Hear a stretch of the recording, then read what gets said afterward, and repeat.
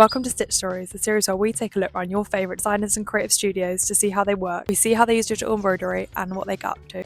Today we're at UE in Bristol and we're talking to Flo about her project Conductive Threads. What is your concept? How did your project all start? I met a PhD student who was looking at triboelectric nanogenerators from graphite printing, and we were talking about how conductive thread can be used as well.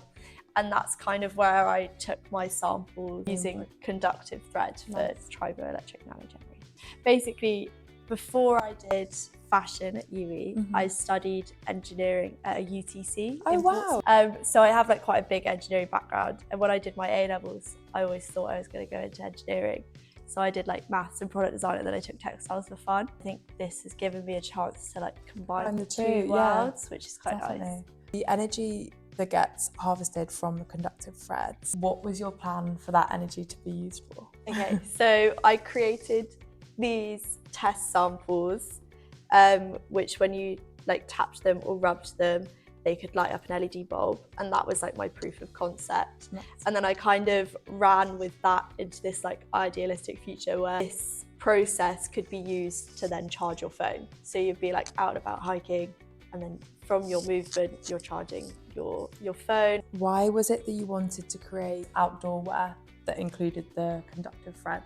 I really like technology for a better future. Part of what I want to do is find a way to integrate technology and fashion, but for the good of people rather than taking us away from the environment. I think it's a way to encourage people back into the environment. Definitely. Where the UE campus is, all around us is this amazing big green space. Is that where some of your inspiration came from? 100%. So I used to walk to uni and down through the deer park, and it was just so nice every day through the woods. All the greenery. All the greenery. I feel that was a huge part of why I wanted to do the project. I loved being able to spend all this time outdoors. Yeah, definitely. And it's nice to make something that encourages that.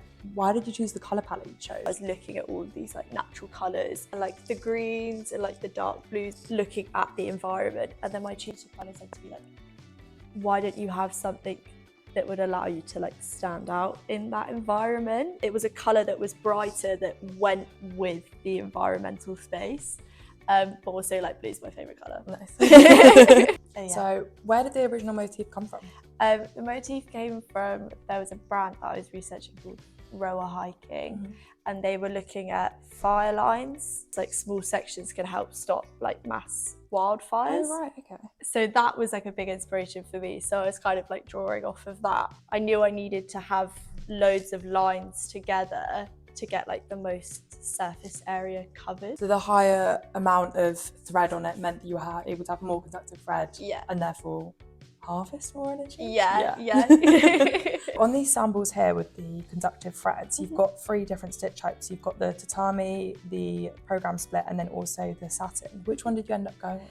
On the actual final, I used a program split, just because it's got more texture, which means more friction. Yeah, I love the texture of it, and I think it works so well on the final jacket. So when it came to bringing it into Wilcom, what were the tools you used to get the motifs and get the kind of effect that you had? Because it has quite a natural, free-flowing... Yeah, so I spent a lot of the time drawing on Wilcom tablet, and then also sometimes I do it in Illustrator and then import it in. Another huge part of it was using recycled waste. Oh wow, okay. So some of my samples that I've made and on the final jacket, I've used inner bike tubes.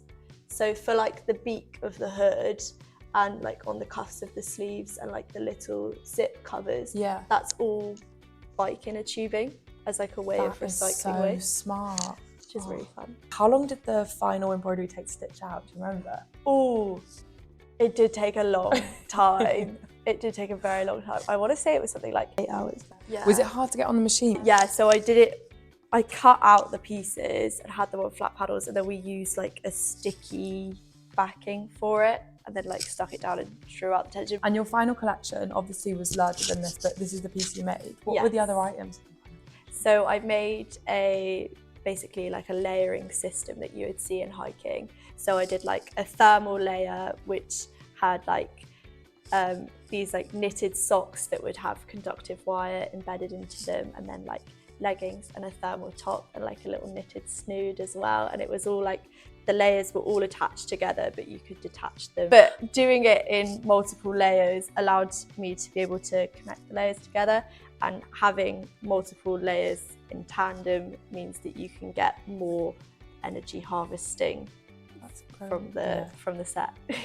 So who would you say you were like making your items for? Okay, I was really looking at new age kind of explorers, but it's a lot of like people that were creating content and like wanted to capture the outdoor space, but also people that were spending a lot of time in that space. So it was just like a way to allow people to go outside and like share the environment that they're in. And I think that encourages more people to go outside. Definitely. Is there any projects that you would want to use Wilcom in again? I would definitely use Wilcom, like, because when I come back in third year, I really want to keep exploring this concept. Yeah. And I'd love to keep going down on that route. Definitely be using Wilcom for that. Just like the embroidery process is so good.